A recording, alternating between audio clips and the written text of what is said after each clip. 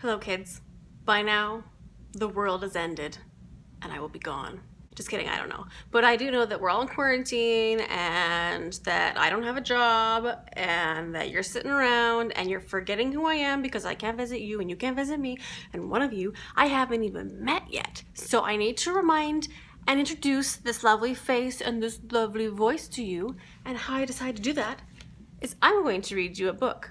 The book I have selected today, hence the uniform, is Angela's Airplane by Robert Munsch. Which, by the way, Robert Munsch does not look like this and hasn't looked like this for some time. So when he comes to you in face-to-face and says, "Hi, I'm Robert Munsch," and I'm like, that's kind of like the author. This is who he is, and Munch is not spelled like pretzels, cookies. It's spelled like this. So when you say, that's kind of like the author. It's because it is the author. Anyways, before we get started here, I'm going to have to run through some important safety reminders for you today. Only open that exit when advised to do so by a crew member or when you hear the signal or command to evacuate the aircraft today. When the aircraft comes to a complete stop and you hear the signal to evacuate the aircraft, look outside first for obvious danger. If it is safe, insert your hand under the cover, palm facing you, pull the handle down and inwards. The window itself will open up and out automatically. For a pictorial illustration of this, you can refer to the safety features card in your seat pocket or above the window there. Are you comfortable with this briefing? Fantastic. If you do have any questions come up, you can advise any member of the crew. Okay, page 1. Angela's Airplane. Angela's father took her to the airport, but when they got there, a terrible thing happened. Angela's father got lost. In an airport, believe that? You can't get lost in an airport. Actually, you can. It's really easy. Angela looked over airplanes, under airplanes, beside airplanes, but she couldn't find him any place. So she decided she was going to look inside an airplane. She saw one with the door open, so she climbed up. 1 step, 2 step, 3 step, 4 step, all the way up to the top. She didn't see her father, and she didn't see anybody else. Angela had never been in an airplane before, so she decided she was going to look around. Way in the front, there was a seat that had buttons all around it.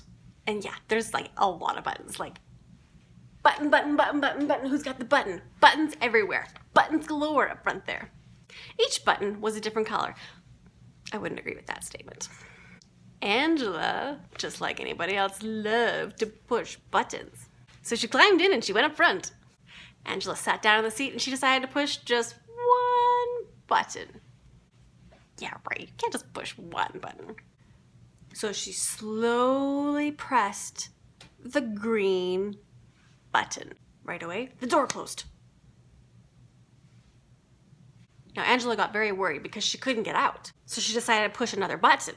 Slowly, she pushed the yellow button. Right away, the lights came on, but that was no help. Now, Angela still had to do something. So slowly, she pressed the red button. Right away, the motor came on and the airplane started to move. Angela said, "Yikes!" And she started to push all the buttons at once. All the buttons everywhere, all the buttons everywhere, all the buttons, button over here, button over here, button over here, button over here. The airplane took off and went up into the sky. When she looked out the window, she was very high off the ground. Since she didn't know how to get down, she decided to push just one more button. She pushed the black button. It was the radio button. No, not that kind of radio. Not that kind of radio. Air traffic control radio button. A voice came on the radio and said, "Bring back that airplane, you thief, you." Angela said, "Hi, I'm Angela. I'm 5 years old and I don't know how to fly airplanes." "Oh dear," said the voice. "Now listen, Angela," it said. "Take the steering wheel and turn it to the left." Angela did that, and very slowly,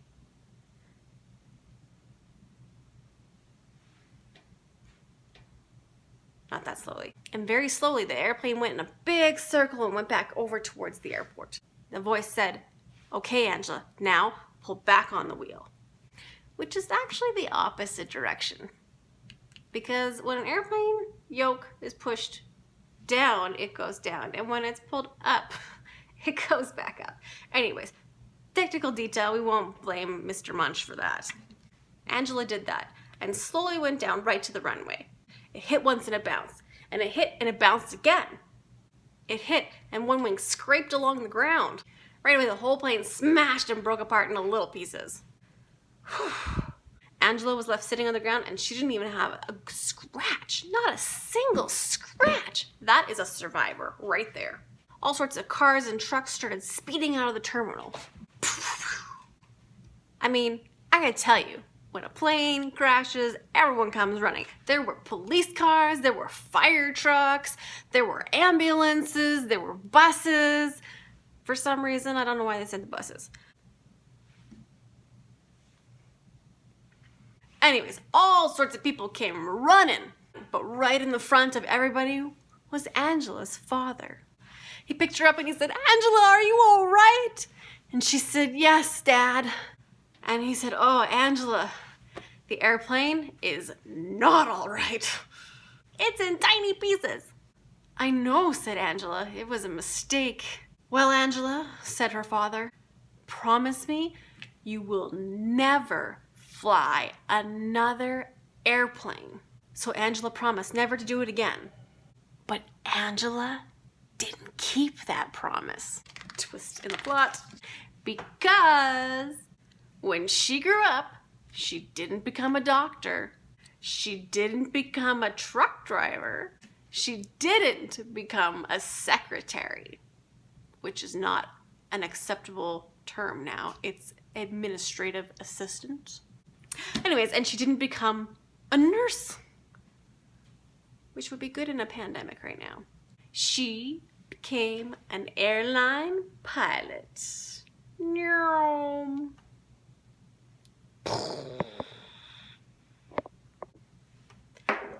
end. Whew. Man, that story made me hungry.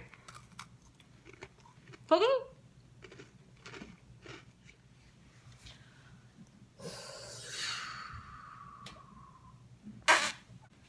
Oh, my feet are falling asleep.